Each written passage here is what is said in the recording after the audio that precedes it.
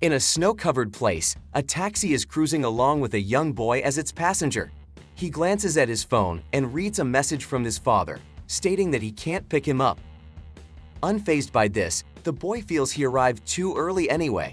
The taxi carrying the young boy has already passed the city of Kitami. Deciding that his destination is close enough, he opts to stop in the city. He disembarks, and the taxi promptly departs, leaving him alone. He is impressed that in such a vast place, there are neither people nor cars in sight. Taking a breath, he is startled by the extreme cold of Hokkaido's snowy season, feeling somewhat disappointed with the situation. As he walks, he contemplates that moving to this place might have been a wrong decision. He checks his phone for directions, but worry sets in as his phone battery is nearly depleted. Looking ahead, he notices a girl his age who appears strikingly beautiful, leaving a lasting impression on him. Observing her, he is surprised to see that she is showing her thighs and not wearing a jacket in the cold weather. The girl notices the boy, and, inquiring about the way to his destination, he admires her cute red nose and ears. After she guides him, he thanks her and quickly departs, relieved that he didn't get captivated by her beauty. However, the girl stops him, expressing confusion as he plans to walk to a destination that would take about 3 hours, given Kitami's vast size. Disappointed with his choice of getting off the taxi at the wrong spot, he considers taking another taxi, but it turns out there are none passing through. Wanting to call a taxi, he discovers he would have to wait for 30 minutes. The girl suggests waiting for the bus together, as it only takes 5 minutes for a bus that passes by his destination. Grateful, the boy agrees to her proposal and thanks her for the assistance. Feeling embarrassed, the girl asks about the boy's hometown, learning that he is from Tokyo. Surprised by this revelation, she didn't expect someone from Tokyo to come to such a remote place. Upon knowing that the boy came for family matters, she assumes he is unfamiliar with Kitami and might see her as a country girl. The boy denies this, expressing his fondness for the quiet town. Despite being teased as a country bumpkin in Tokyo, he feels relieved to have left that city behind. After realizing that the boy seemed friendly, the girl asked about the boy's age. She was surprised and hugged the boy's arm upon learning that they were both 16 years old. Inquiring further about their schools, they discovered that they both attended Senior High School Hokurio. She continued to hold the boy's arm, making him slightly uncomfortable. Despite noticing that the girl was cold, the boy didn't mind. However, he felt bothered as the girl's chest bumped into his arm. He was still puzzled because the girl wasn't wearing gloves. Suddenly, the girl sneezed and mucus came out of her nose. The boy was surprised and quickly grabbed tissues for her. He didn't expect to be talking to such a kind Hokkaido girl. Lost in his thoughts, he didn't realize that the girl playfully tricked him with the very cold snow. The girl laughed at the boy jumping from the cold snow inside his clothes, causing her to laugh until tears came out. The boy looked at the girl's beautiful face with tears streaming down, captivated by her. Feeling annoyed, the girl pinched the boy's arm. Blushing, she suddenly excused herself as the bus they were waiting for finally arrived. Curious, the boy asked for the girl's name. After learning that she was Fuyuki Minami, he anticipated their next meeting. As she boarded the bus, leaving the relieved boy behind, he was ecstatic about his trip to Hokkaido. Reading a message from his father, he realized he missed the bus he had been waiting for.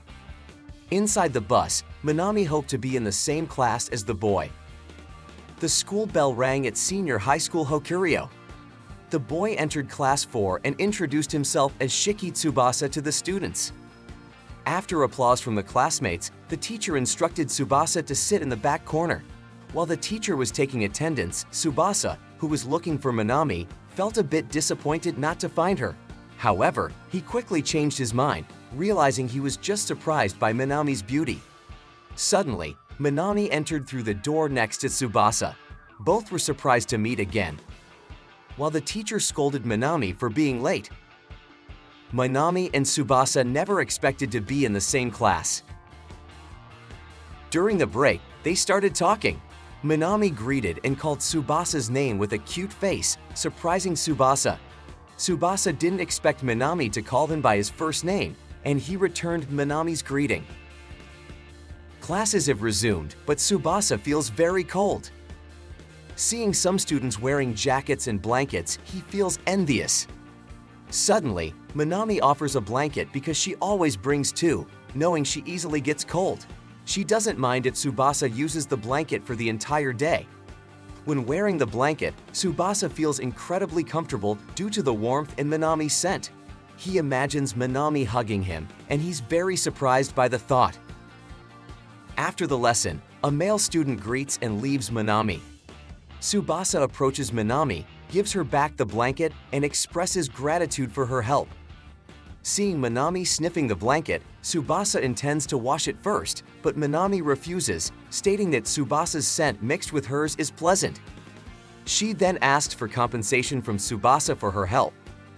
They head home together, with Minami again hugging Tsubasa's arm. Despite only meeting for 2 days, Minami feels very close to Tsubasa. She asks Tsubasa to escort her to the station as she needs to take the train. Minami inquires about Tsubasa's girlfriend, surprising him. Curious about Tokyo's dating spots, Minami is amazed by Tsubasa's answer. Feeling jealous of the numerous entertainment options in Tokyo. Due to the longer winter season in Kitami, everyone can only play indoors, either at their own homes or others. Tsubasa is perplexed when considering if he should visit Minami's house. Upon reaching the station, Minami thanks Tsubasa. As Tsubasa is about to leave, Minami invites him to her house the next day, leaving Tsubasa very surprised. She wants to learn about Tokyo with Tsubasa on their day off. Tsubasa is confused at first, but eventually accepts the invitation. After exchanging contacts, the train to take Minami arrives. They bid farewell before parting ways. The next day, Tsubasa went to Minami's house. He felt worried because he had never been to a girl's house before. Pressing the doorbell, he was anxious about Minami's parents finding out. However, he couldn't resist the strong temptation from Minami. Tsubasa spoke to the person inside through the intercom. Surprisingly, Minami answered and instructed Tsubasa to enter as the door was unlocked. Minami welcomed Tsubasa as he entered, urging him to come in quickly. While Tsubasa was taking off his shoes, Minami mentioned that he was fortunate since both her parents were out. Tsubasa was surprised, unable to imagine what would happen. They both entered the living room. Stepping inside, Tsubasa felt warmth as there was a sizable floor heater in the room. Tsubasa realized Minami's earlier remark as they could use the warm living room when Minami's parents were away. Suddenly, Minami touched Tsubasa with her foot, startling him. She laughed at Tsubasa's funny scream, then stared at him, asking about their plans. Minami intended to fetch a drink for Tsubasa and offered him katsujin. Unlike Tsubasa, Minami had been drinking katsujin since childhood. Tsubasa tasted katsujin, finding it similar to yogurt. Suddenly, Minami screamed as she spilled the katsujin she was about to pour. Katsujin spilled around Minami's chest, so she intended to change her clothes first. Tsubasa couldn't contain his surprise at seeing Minami's chest, trying to calm himself. Minami came out after changing into a somewhat revealing outfit. Tsubasa was confused as Minami suddenly wore an open outfit she usually wears in front of him.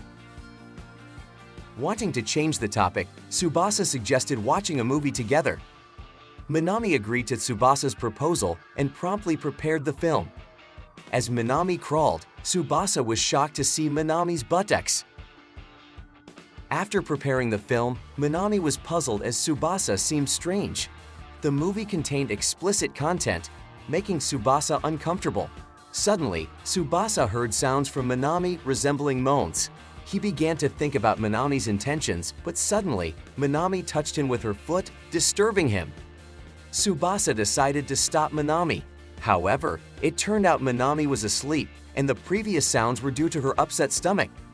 Tsubasa was relieved, but he was confused as Minami could sleep with revealing clothes in front of him. After the evening, Minami finally woke up from her sleep. Tsubasa got ready to leave after waiting for Minami, who eventually woke up. He left the previous movie cassette at Minami's house. Minami noticed Tsubasa's jacket on her, and she promptly returned it to him. Tsubasa wore the jacket and bid farewell to Minami. Minami, who was silent, was surprised to realize that Tsubasa had already left her house. Tsubasa, walking alone, stopped when Minami caught up with him. Minami apologized for falling asleep and leaving Tsubasa alone. Concerned for Minami, Tsubasa draped his scarf around her, causing Minami to blush.